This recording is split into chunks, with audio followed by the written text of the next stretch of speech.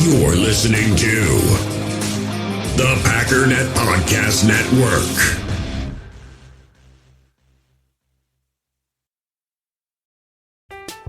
I'm Alex Rodriguez. And I'm Jason Kelly. From Bloomberg, this is The Deal. Each week, you'll hear us in conversation with business icons. This show will explore deal-making across sports, media, and entertainment. That is a harsh lesson in business. Sports is not as simple as bringing a bunch of big names together. I didn't want to do another stomp you out speech. It opened up so many more doors. The show is called The Deal. Listen to The Deal. Listen to The Deal on Spotify. With threats to our nation waiting around every corner, adaptability is more important than ever. When conditions change without notice, quick strategic thinking is crucial. And with obstacles consistently impending, determination is essential in overcoming them. It's this willingness, decisiveness, and resilience that sets Marines apart. With our fighting spirit, we don't just fight battles, we win them. Marines are the constant our nation counts on to fight the unknown. And through adaptable problem solving, we do just that. Learn more at marines.com.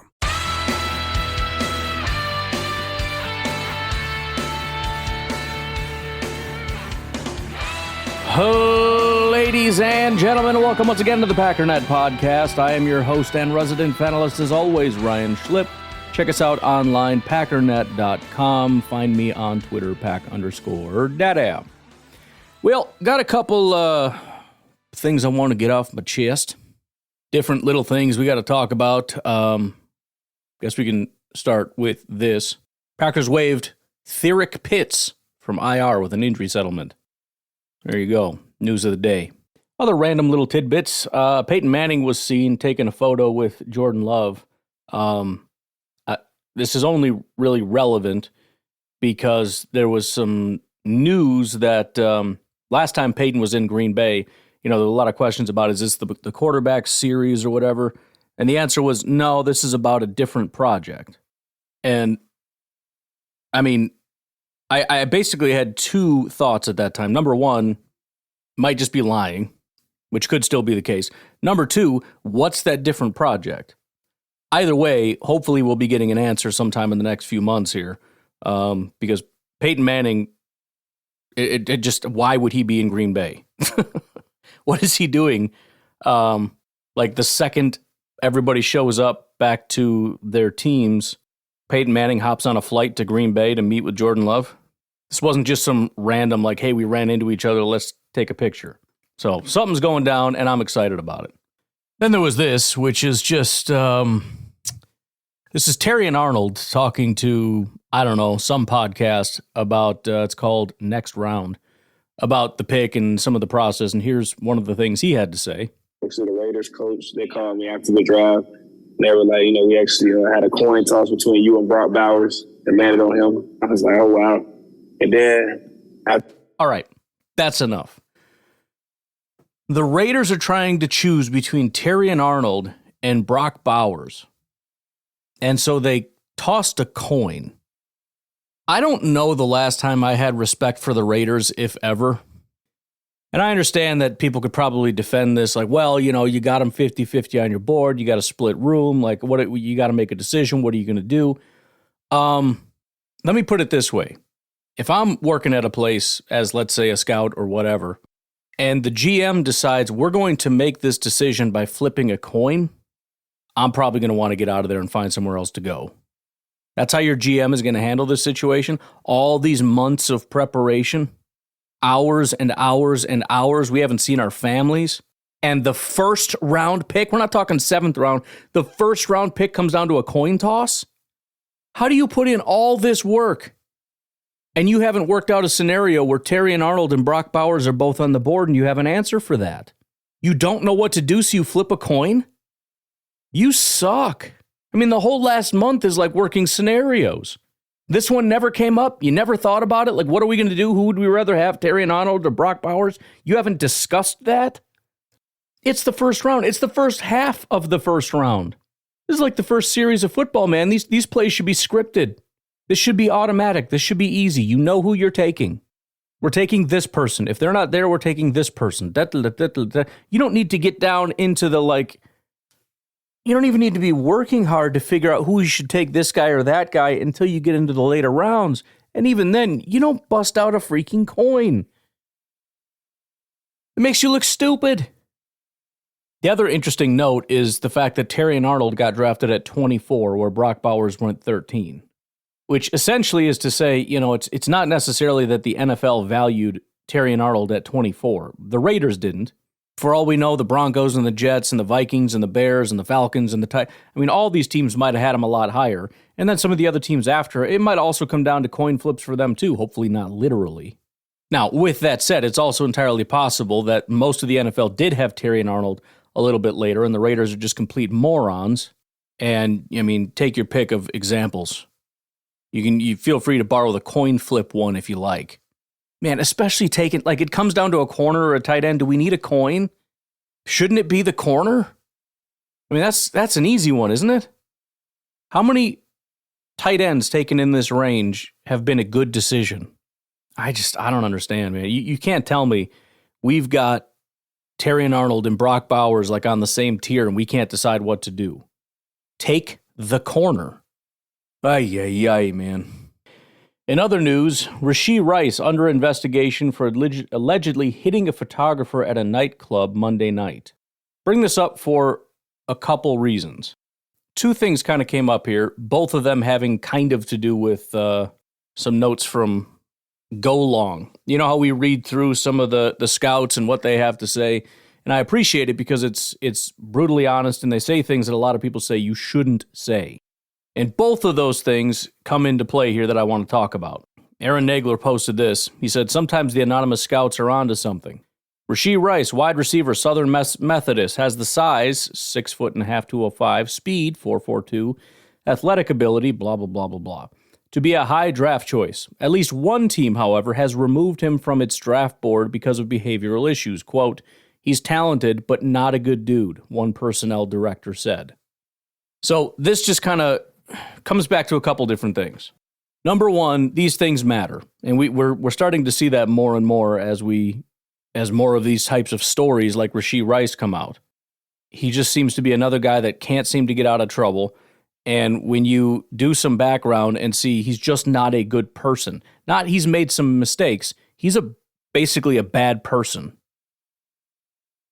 There were questions about why Jayden Reed would be drafted when Rashee Rice was on the board, and it's things like this are the reason why. And you could even argue Rashee Rice is a better wide receiver than Jayden Reed, if you wanted to. I'm not going to do that. I'm not going to engage in that. The point is, it doesn't matter. I've talked about this recently where I remember hearing a scout at some point saying something to the effect of, with decisions like this, you sleep well at night, even if they go on to be good players because you made the right decision. If he goes on to be a great player, great. But I don't want someone like that on my team. And it also goes back to guys like George Pickens. Now, I don't know a ton about George Pickens, but the guy seems to have a screw loose. We haven't heard from him in a while, but he just does not seem to be the kind of guy that you want. Now, is he a good football player? He might be. He might go on to be a great football player. But am I upset the Packers didn't draft him? No. I don't want him on the Green Bay Packers. I don't. Now, the other thing that I kind of wanted to bring up is there are a lot of people that not only will never touch on stuff like this, the comments that he's talented, but he's not a good dude. I generally am not going to sit here and toot my own horn about stuff, but I'm going to go ahead and do it now. Not a lot of other podcasts will touch that. Not only that, they will shame anyone who brings that up. How dare you talk about a person's character? Here's my take on it. If you're not willing to speak honestly about things that matter, you shouldn't be doing this. If you're too sensitive to handle it, to speak honestly, to discuss matters that matter, you have no business having a podcast, a YouTube channel, any kind of a platform, because you are not able to do your job correctly. So I'm going to continue to talk about things like that. And if somebody else is sensitive and gets all upset and how dare you and all this crap, that's their problem. Because they're not actually serious about doing the job, which is giving you all the information. They have ulterior motives. And that kind of leads into another thing that I wanted to talk about. It's a little bit different, but not really. That is the Wonderlic. Now, this is a classic case of many things can be true at once. I think the vast majority of people who will violently lash out against the Wonderlic are not actually doing it because the Wonderlic is not doing a good job of demonstrating correlation between the scores and how good somebody is at football. They're doing it because they vehemently oppose any kind of intelligence testing. Not just in the NFL, they are opposed to intelligence testing for employment in any capacity, and are also opposed to any kind of intelligence testing in the NFL or anywhere else, which is why this whole S2 or whatever thing was so unbelievably hated. And again, the S2 took a massive hit on the chin because of some leaks. Whether those leaks were true or not, I don't know. But again, it's a lot of people hiding behind, well, it doesn't work. And it's not, they just hate intelligence testing, period. So I decided I wanted to kind of dig into it a little bit because I wanted to understand it a little bit better. First of all, here is one thing that I have determined. The Wonderlic actually does a phenomenal job of testing for intelligence. The idea that it doesn't is just flat out incorrect. However, it does a bad job of proving that it's a useful tool as far as its ability to correlate with NFL success. In other words, high Wonderlic compared to good football player, bad Wonderlic, bad football player, there really is no correlation there. Let me just go through both of those things. Numbers of studies have been done on this. Drill 1981 found that Wonderlic tests had a high test-retest reliability of 0.82 to 0.94 and strong correlation with other intelligence tests supporting its validity. Shut up, cup. Flailing my arms all over them, smacking into my cups. Occupational performance. Hunter 1989 found that Wonderlic scores correlated with job performance across various occupations, with higher correlations for more cognitively demanding jobs. A lot of other studies have looked at scholastic success, such as McKinney 2003. Scholastic success and Wonderlic scores have been positively correlated in several studies. McKinney found that correlations between Wonderlic scores and nursing school students, for example. Now, when we cross over into the NFL, there have also been numerous studies. Berry and Simmons in 2011 examined the relationship between Wonderlic scores and NFL quarterback performance. They found that Wonderlic scores were not a significant predictor of quarterback performance when controlling for draft position and college performance. Lyons, Hoffman, and Michael, 2009, studied the relationship between Wonderlic scores and various NFL performance metrics for different positions. They found no significant correlation between Wonderlic scores and performance measures such as games played, games started, and position-specific metrics. McDonald, Mirabel, and Maestas investigated the relationship between Wonderlic scores and NFL scores for wide receivers and tight ends. They found no significant relationship between Wonderlic scores and career receiving yards or touchdowns. Pitts and Evans, 2018, examined the relationship between Wonderlic scores and NFL performance for running backs, wide receivers, and defensive backs. They found weak correlation between Wonderlic scores and certain performance metrics, but the relationships were not consistent across positions. And Kuzmitz and Adams, 2008, studied the relationship between Wonderlic scores and NFL success for quarterbacks, wide receivers, and running backs. They found no significant relationship between Wonderlic scores and various performance measures, such as passing yards, rushing yards, and receiving yards. Now, I didn't dig super deep into this to find out what weak correlation means or no significant correlation means. Does it mean, zero correlation? Does it mean 0.1? Does it, what are we talking about? Now, I know this seems very random, but the bottom line is it is. But I don't just have random thoughts. I have thoughts for the podcast. That's why I have a podcast. I just let you know about all the little random trains of thought I had. Here's kind of where I took that. Number one, we know for a fact that intelligence is a major part of being a NFL football player. Therefore, I very much would love for some kind of intelligence metric to be incorporated. If Wonderlic isn't it, then we should find something else. Let me give you an example. First of all, before I even get to the example, again, getting back to the people lying about Wonderlic. Well, I think Wonderlic should be disregarded and everybody that talks about it should be shamed. Why? Because there's no correlation. Oh, excuse me. Do you talk about the 40 time, which has basically no correlation to NFL success for most NFL positions? I bet you do.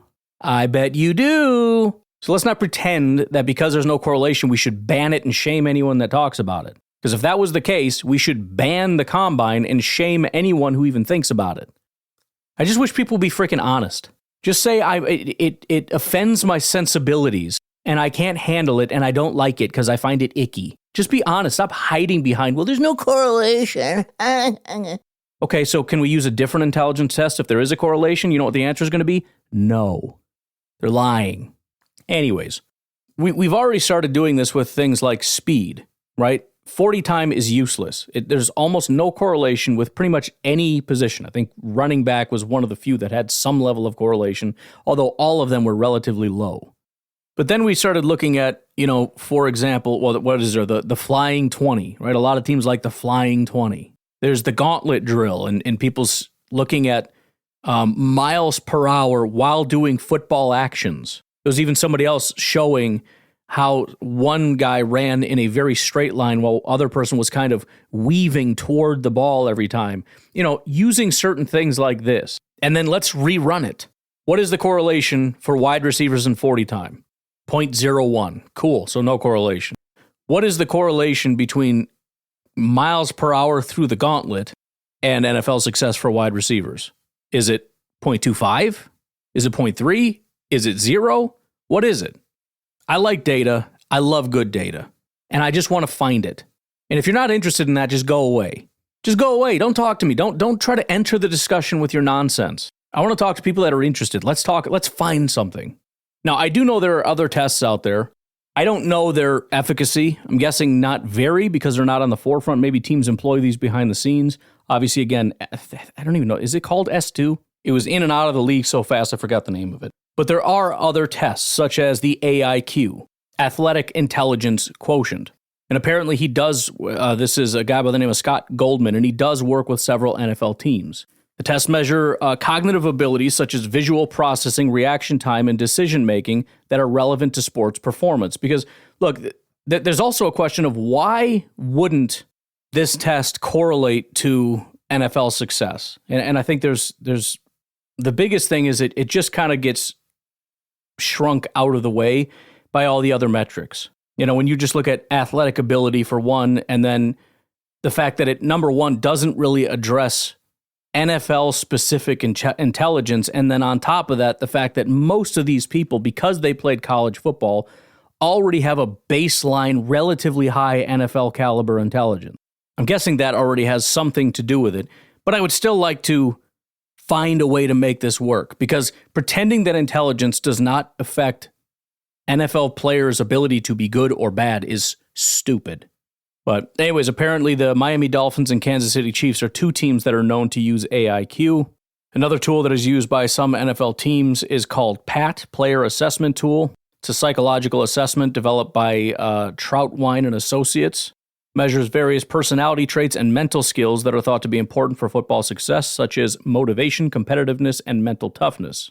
There's another one called Cyber Maze. It's a virtual reality-based assessment that measures cognitive abilities such as spatial awareness, decision-making, and reaction time. It was a test developed by Brian Murphy, a former NFL player and scout, and has been used by some NFL teams to evaluate players. And then there's Exos, which I think Exos is pretty well known. I've heard of that before. XOS, Digital Cognitive Assessment. Exos Digital, a company that provides technology solutions for sports teams, has developed a cognitive assessment tool specifically for football players.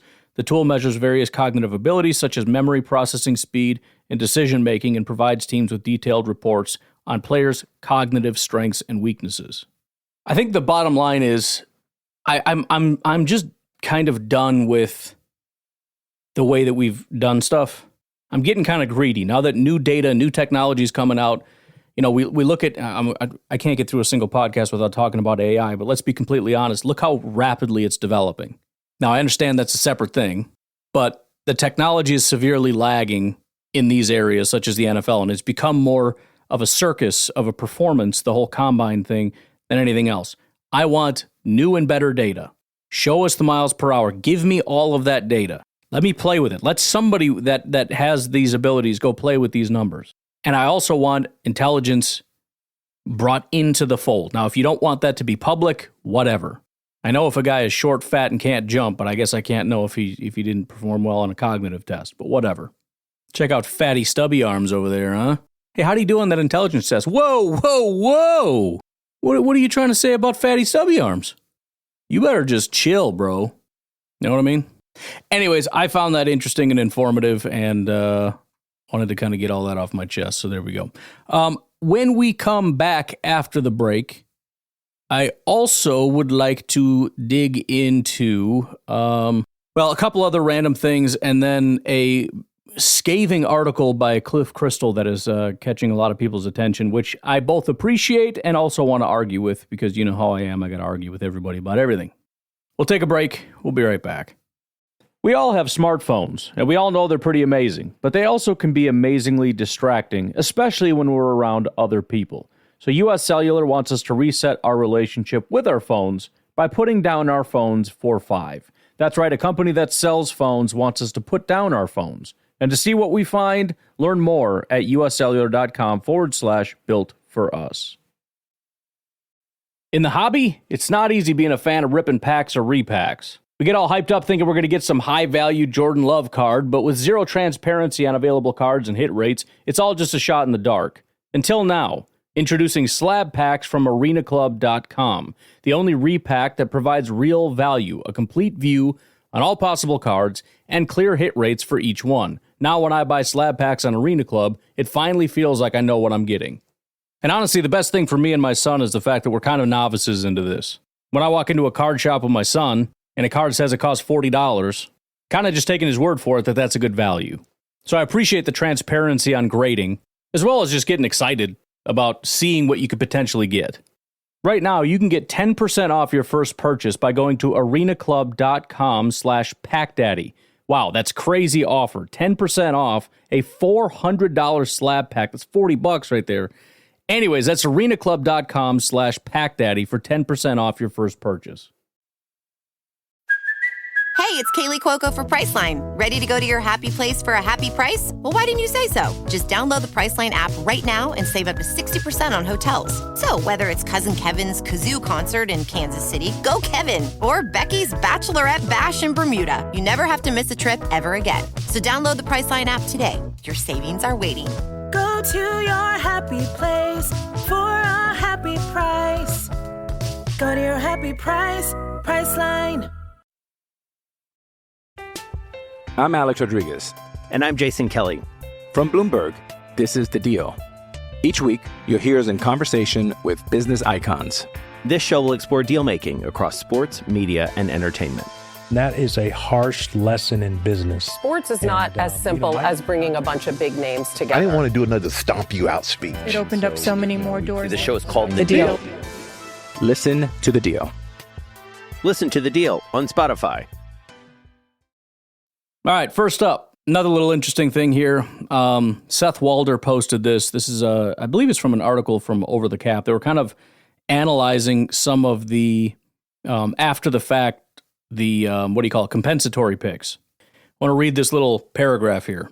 The starkest example of this comes from the Minnesota Vikings. The Vikings were expected to possibly see two players, Kirk Cousins and Danielle Hunter, leave the team for top-tier deals elsewhere, and that is what happened. The Vikings also lost several other CFAs, but were also aggressive in signing CFAs of their own to offset some of those departures.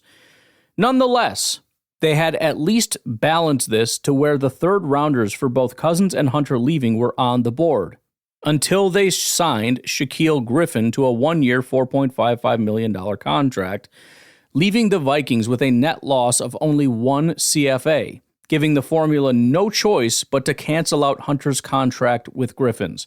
What does that mean? It means by losing Danielle Hunter and Kirk Cousins, who are massive football players, getting massive deals, they were going to get 2 third-round compensatory picks. They gave away a third-round pick to sign Shaquille Griffin, is essentially what they did.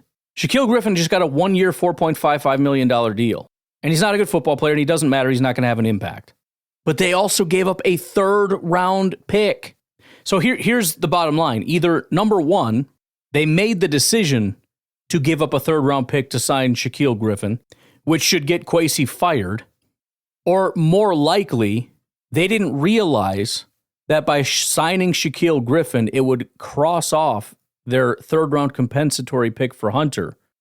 It didn't even cross their minds. Or they didn't think it would happen because they don't really understand how the formula works. I think that's more likely, but that doesn't make it better.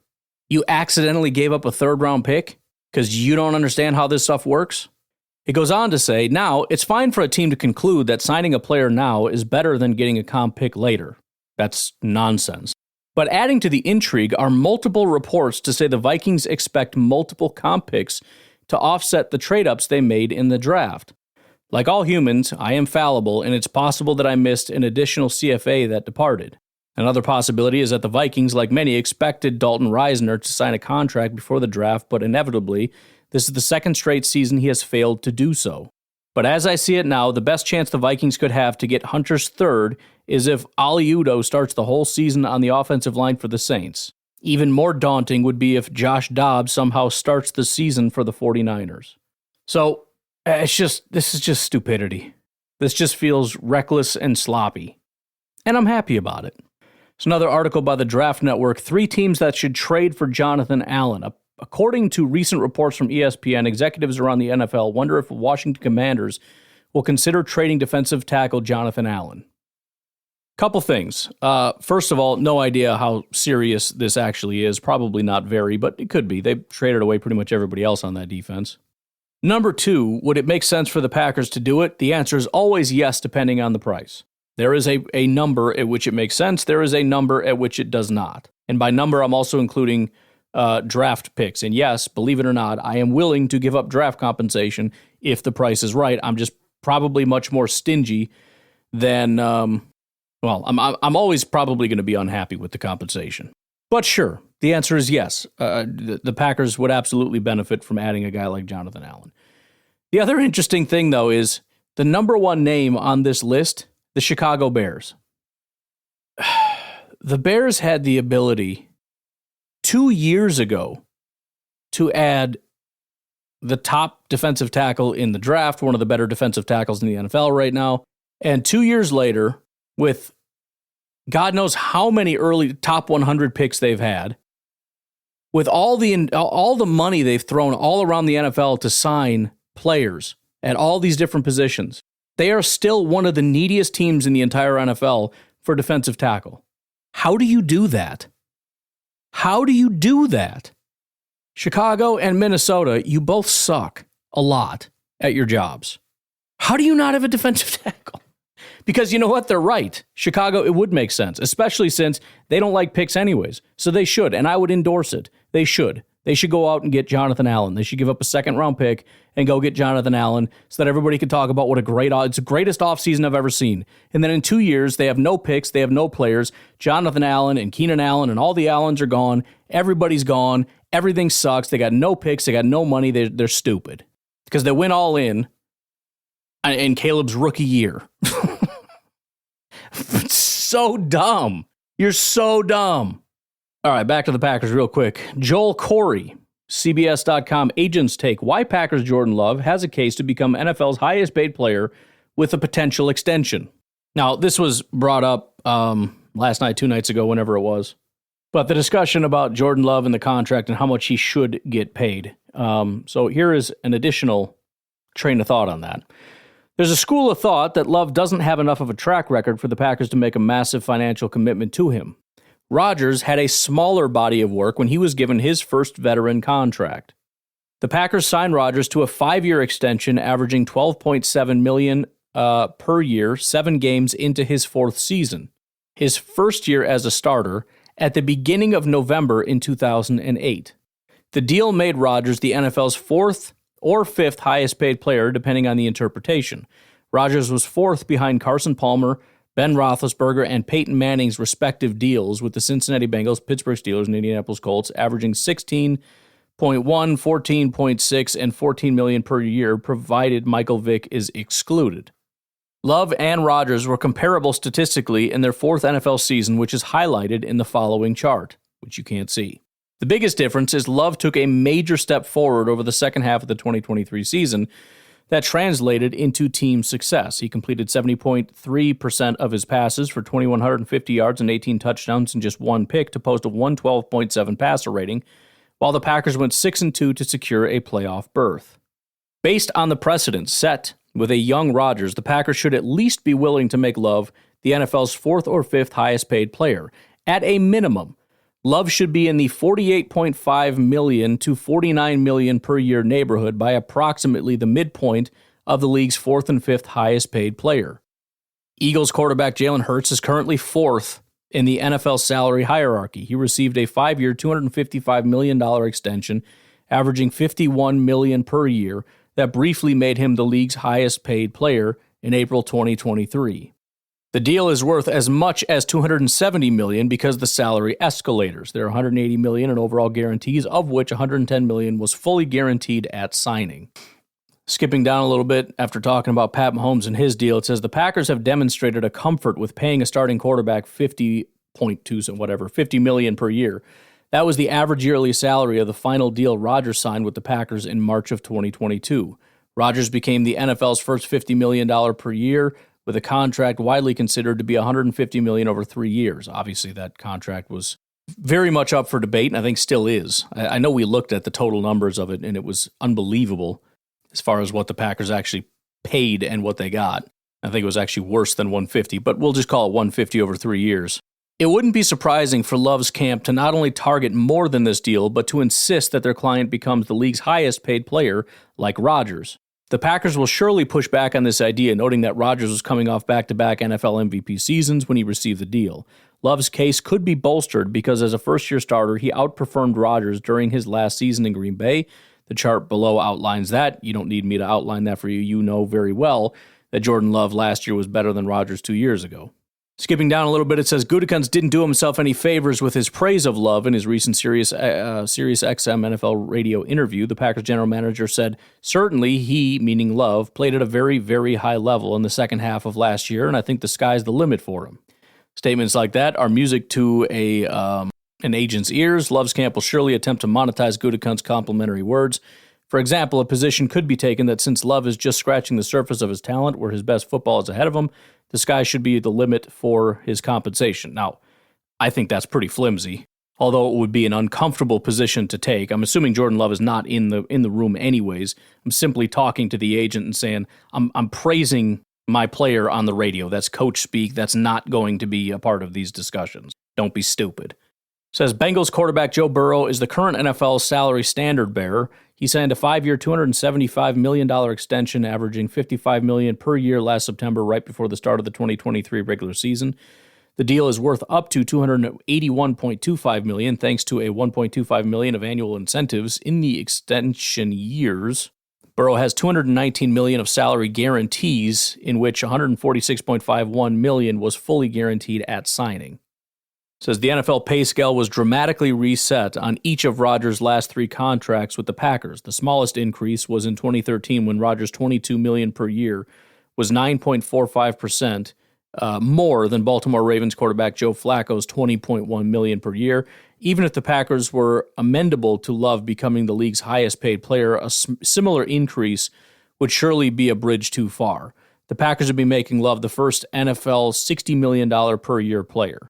So you can tell we're kind of just creating parameters here, right? If we looked at it and said, okay, Rodgers reset the market at a rate that was 9.45% above the next highest.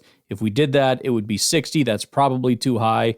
So it's somewhere below 60, and on the low end, we're talking like 48. So we're kind of looking 48 to 58, as it sounds like kind of what we're looking at here, depending on whether we go from, trying to replicate what Rodgers got back in the day with his first contract, where we make him, let's say the 5th highest paid, or if we're going to reset the market, which again would be unlikely to scratch 60, although there's not much room outside of that.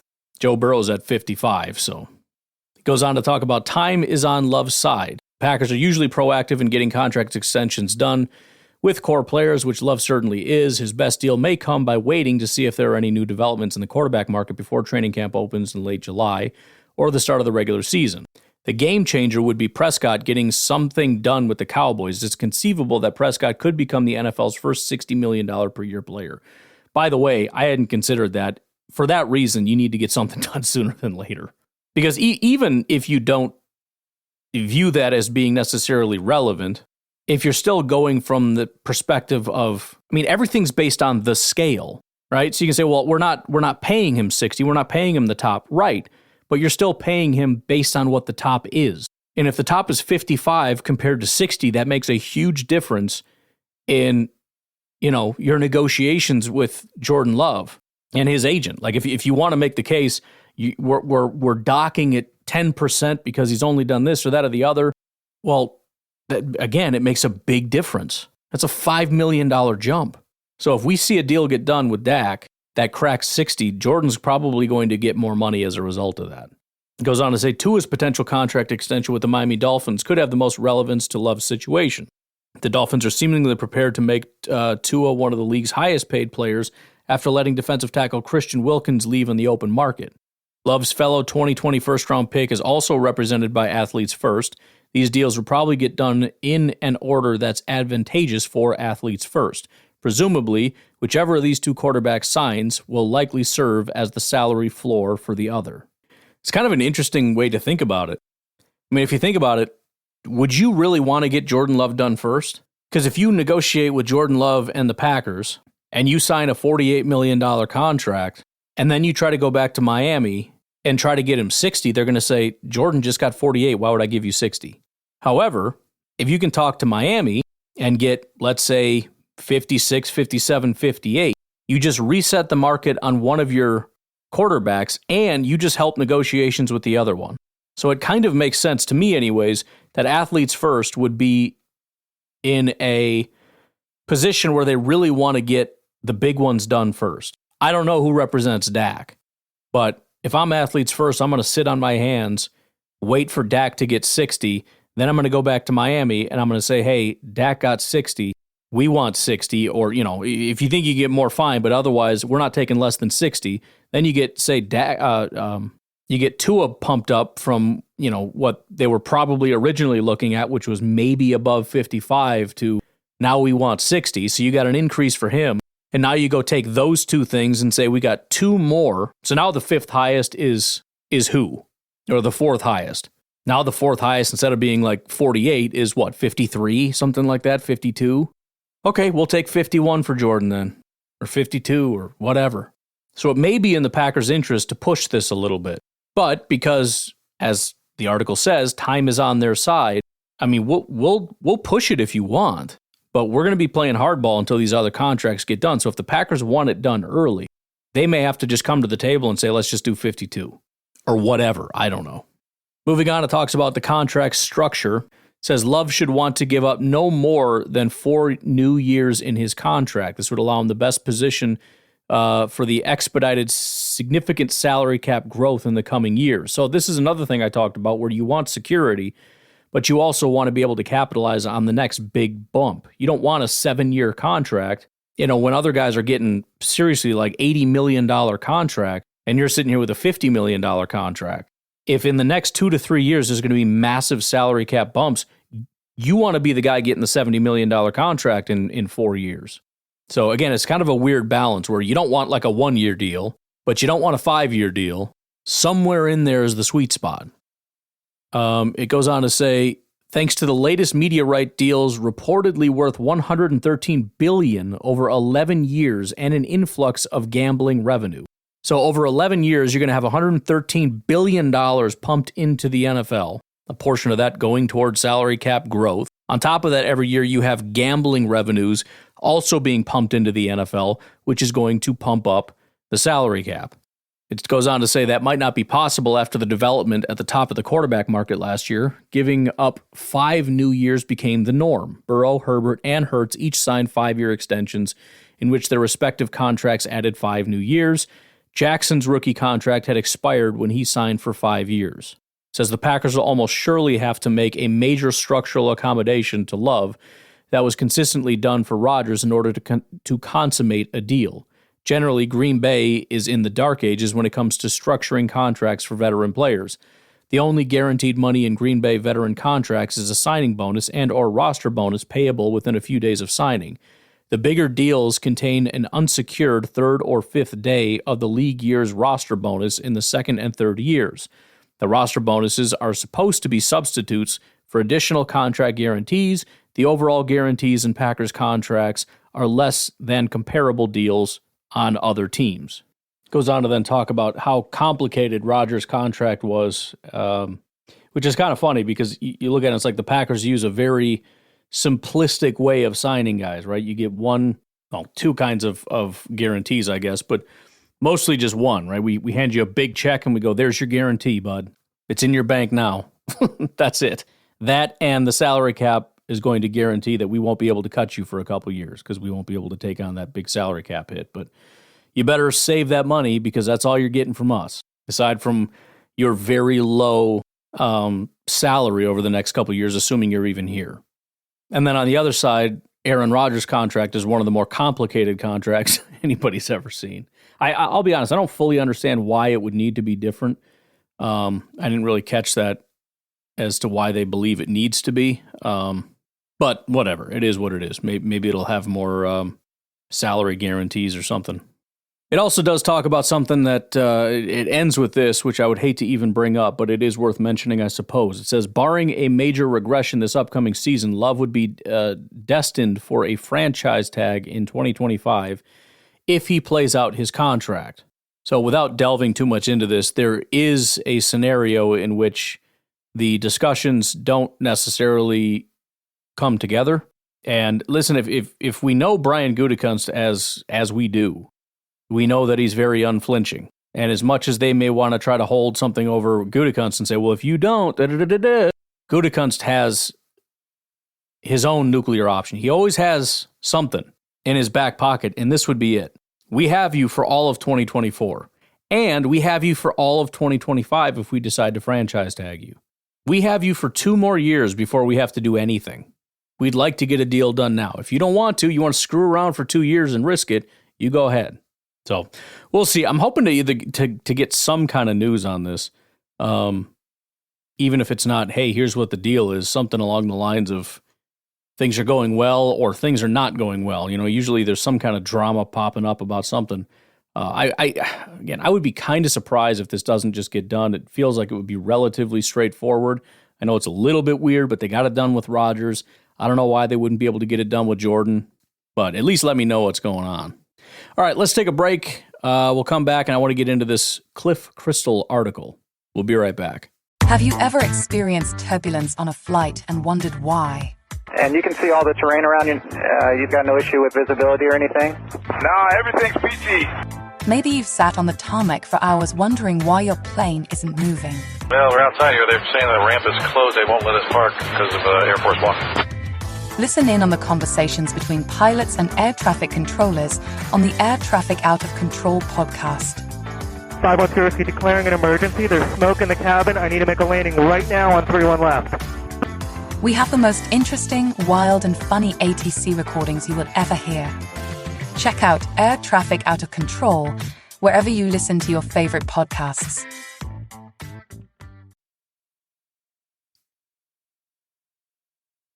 So Cliff Crystal is the Packers historian. I don't get into this all that often. I'll be honest, I didn't even know he did a Q&A, but it looks like he does. I don't know if this is a weekly segment or what. But just a wealth of knowledge for his official title is Packers team historian. The first question for Ike from Fargo, North Dakota says, how much stock have you put into post-draft grades over the years? He says, let me answer this way. When people ask me my age now, I tell them I'm 3 years on the downside of life expectancy. It took a while, but one of those things I've learned over my adult life is the smartest people I encounter are those who know what they don't know. Generally, those who fall into that category also tend to share knowledge rather than spout worthless opinions. That's one reason I watched the NFL draft on the NFL Network this year rather than ESPN. Dang. Daniel Jeremiah, a former college quarterback and NFL scout, Joel Klatt, another former college quarterback who signed a free agent deal with New Orleans, and Charlie Davis, a former college defensive back and assistant coach focused on offering a summary of each pick's strengths and weaknesses instead of sounding off like they know more than the personnel people who just made the pick.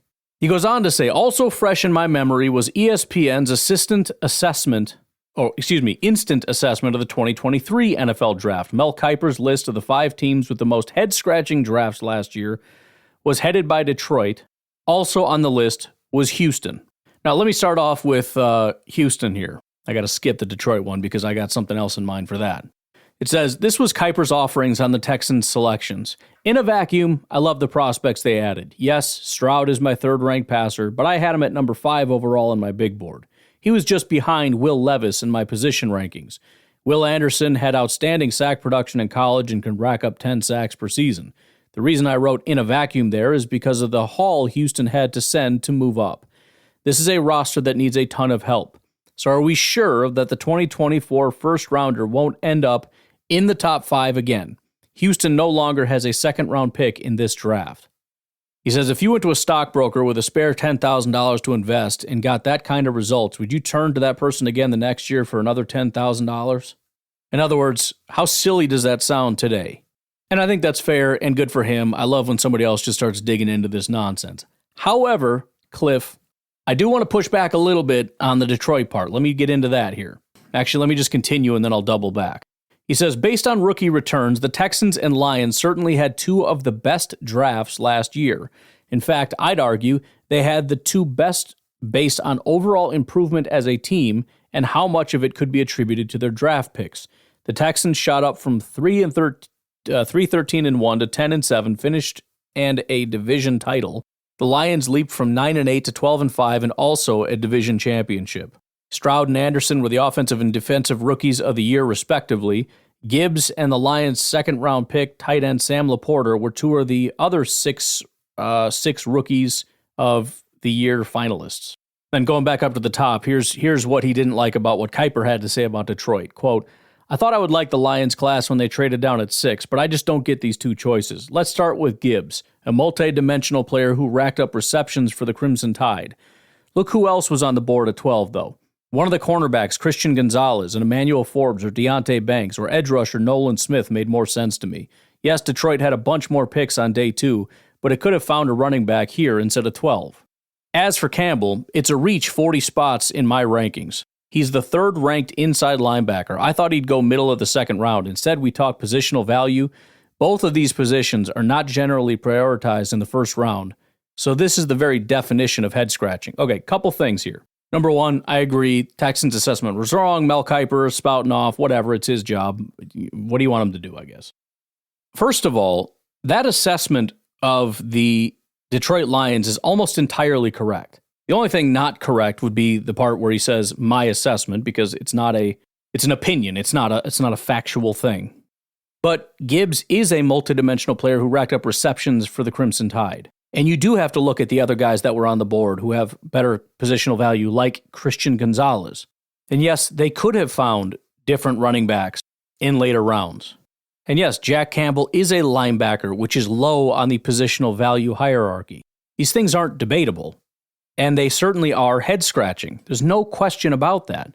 But I decided to dig in a little bit more because the way that he phrased this, based on rookie returns, the Texans and Lions had the 2 best drafts last year. In fact, I'd argue they had the 2 best based on their overall improvement as a team and how much could be attributed to their draft picks.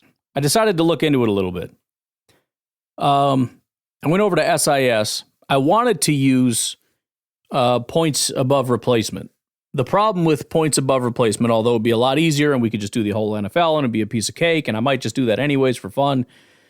Again, the issue with SIS is they don't let you look at things as a group. You can't look at team stats, number 1, but even as a player, if I want to look at, for example, Jahmyr Gibbs, I go to rushing, and then I look at his points above replacement. There's a problem, though. It's just looking at his rushing value. It's not going to rushing to find the running backs and looking at total value. It's his rushing value, which means his receiving is not in there, his blocking is not in there. Nothing else that he does is included. You'd have to add that separately, and I'm not doing all that. So I decided to do it manually, and I used, instead of points above replacement, I just did total points, which I think is fair. But again, SIS doesn't just have total points that I can just look at for everybody. I had to go find it for each individual person, which is kind of annoying. A couple things that stand out. First of all, did they have a good draft? Sure, they did. They had several players that were certainly contributors. You look at Jahmyr Gibbs, you can look at Jack Campbell, you can look at Brian Branch, you could look at Sam Laporta. No, that's about it. But, I mean, they only had, let's see, how many picks do they have? What, 1, 2, 3, 4, 5, 6, so they had 8 picks. And 50% of them played. In fact, you could argue 50% of them not only played, but played fairly well, at least. Now, the issue I have is all I did was compare them to the Packers. The total points overall for the Lions was 128. The Packers, 116. Almost exactly the same in terms of value from rookies in that first year. You mean to tell me if I go through the other 30 teams that Detroit and Green Bay stay pretty much above everybody? I mean, I know Houston's going to be way above that. In fact, I could probably just plug in C.J. Stroud and we'll be almost all the way there. And then you plug in Will Anderson. Those two guys are probably already above both of these classes. I have a bigger issue, though. 128 is a lot. However, 77% of that value comes from 2 players. Do you know which 2 players it was? Let me give you a hint. Jack Campbell is not one of them. Let me give you another hint. Jahmyr Gibbs is not one of them. Brian Branch and Sam Laporta. Brian Branch by himself was the highest in terms of total points. And you can pick a different metric if you want. Go find a metric. Go play with it. Go figure it out yourself if you don't like what I'm saying. I'm telling you what I found. Total points added, 57 from Brian Branch. Highest among, well above anybody on the Packers. Highest for anybody on the Detroit Lions. If you look at Packers-Lions, it goes Brian Branch, then Sam Laporta, 41. So, when we talk about critiquing the Lions because they took a running back and then they took a linebacker, I think is valid. They knocked Branch and Laporta out of the park. And here's the thing, nobody even disputes it. I've been making fun of the Lions for a long time, and you've never heard me say anything, at least since they drafted them, negatively about Laporta or Branch. I loved Laporta all the way through the draft process, was furious the Lions got him, watched Laporta tear it up, and have acknowledged it since day one. In Brian Branch, I was very opposed to Brian Branch. I didn't like him, didn't want to draft him. The Lions got him, and I have since day one acknowledged he had a good year. So this isn't really about any of that. It's they got 2 big hits. We'll see if that continues, whatever. I'm sure they're at least going to be good. Whether they're going to continue to get better, stay the same, or slightly regress, I don't know. But that isn't really the point. The next highest after the 41 points from Sam Laporta is a pretty massive drop-off. And you know who it is? It's Tucker Kraft, tight end out of the Green Bay Packers at 22. After that is Jaden Reed at 21. Nobody else is above 20. The next highest is Jack Campbell. Now remember, these are also total points. So when you have, for example, Dontavian Wicks, who had 12 total points, but played as the number 4 wide receiver, that should be taken into account. Right? If you do it per snap or whatever, which I'm not going to do because this is about total, which I'm fine with, but just for perspective.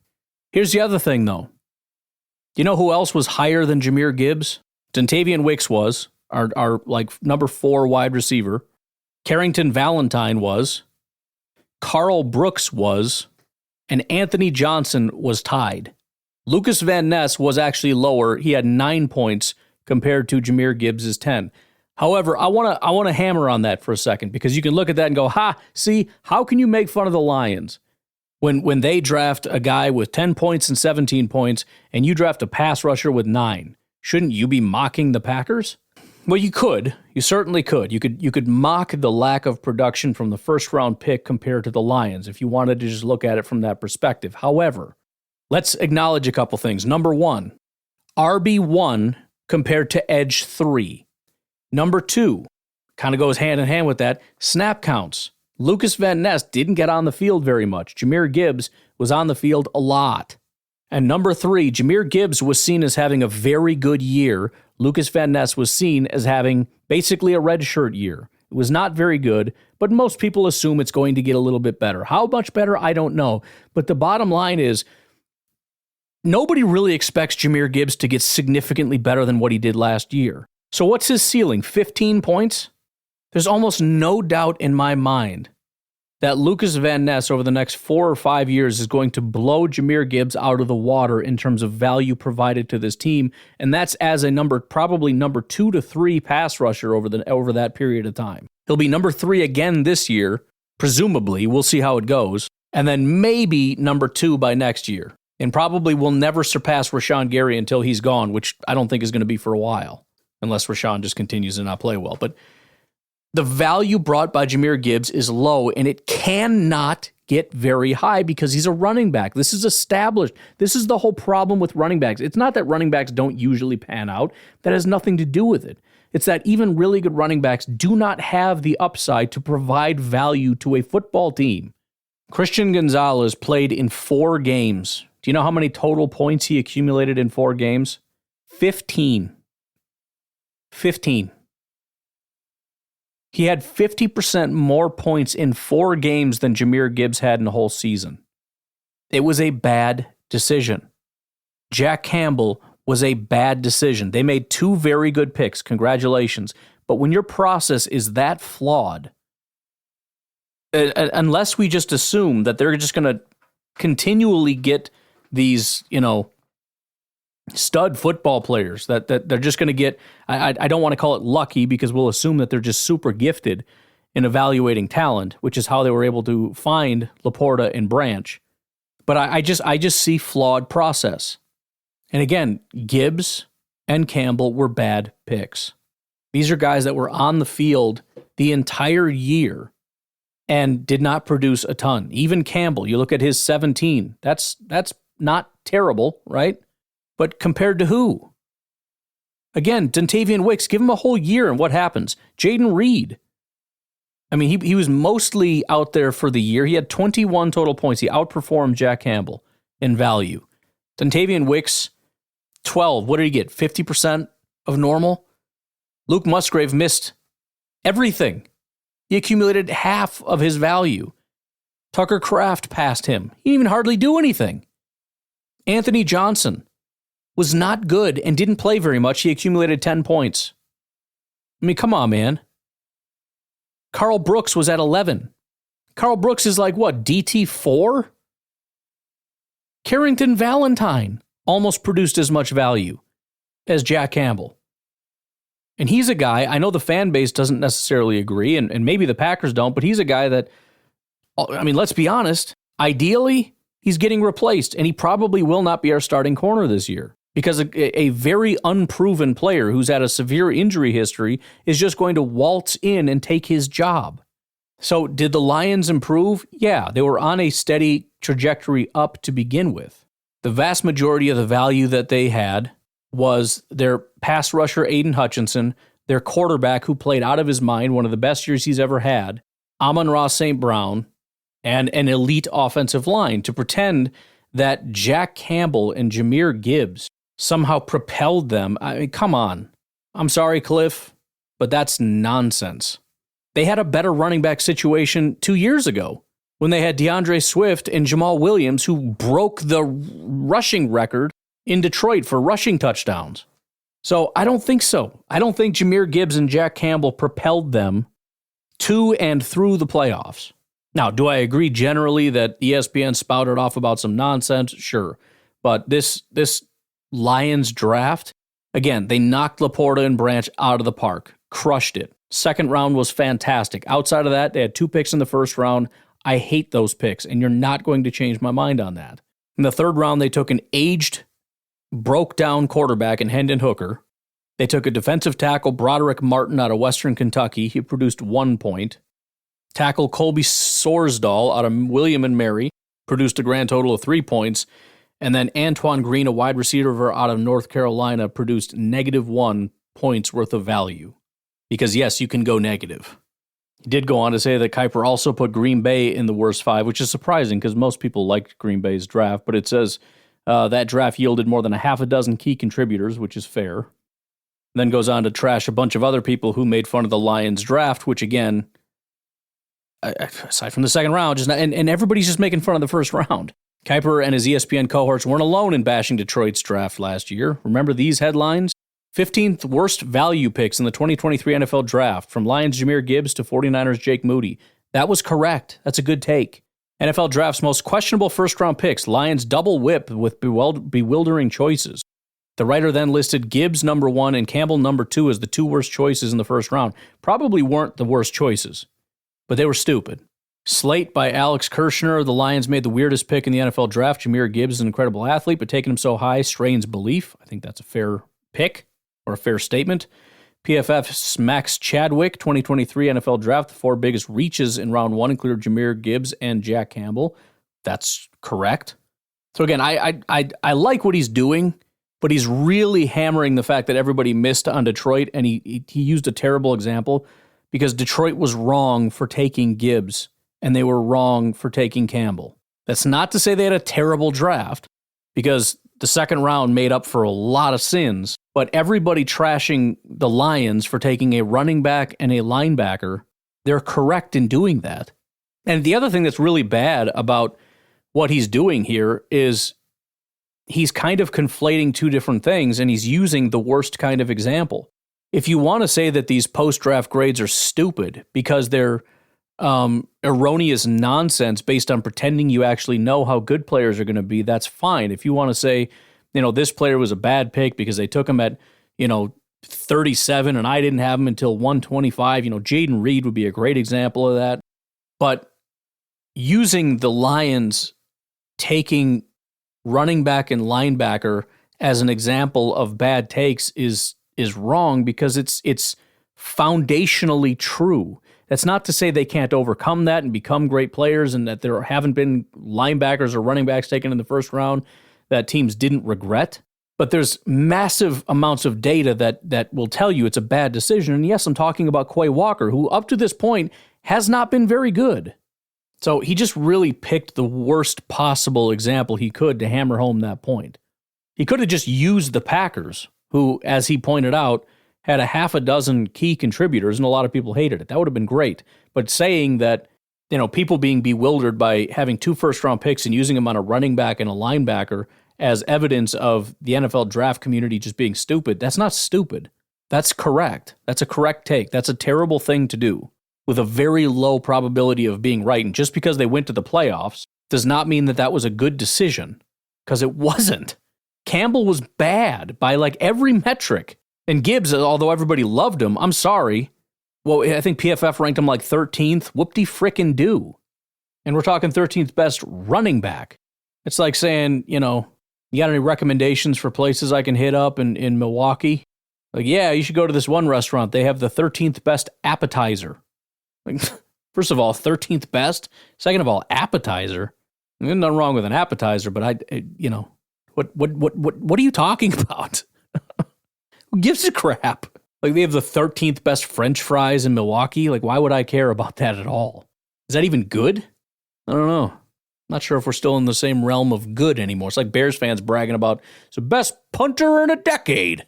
Okay, well, it's the best punter prospect in 2 years. And did you hear yourself say best punter prospect? Because I feel like you can't hear yourself right now and how stupid you sound. Maybe you can't. Maybe you can't. I don't know. Can you? Okay, I don't know. Anyways, I hate probably the first time I've ever brought up Cliff Crystal, at least in many years, is to vehemently disagree. But I don't like that he used the Lions as an example just because he's going along with the belief that they had a great draft class, which they didn't. They had a great second round. They had a great 2 picks.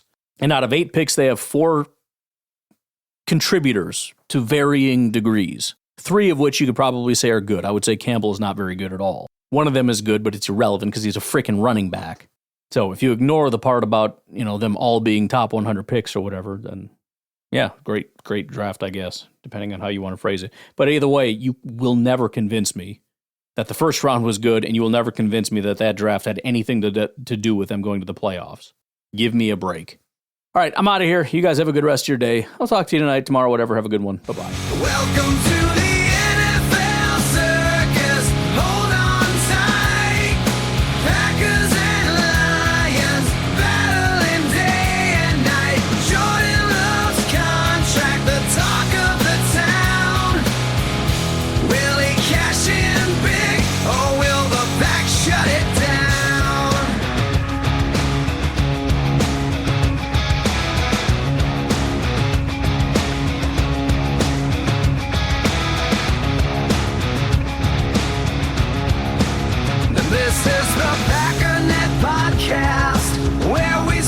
truth, analyzing draft picks and contracts. We're sleuthing for proof.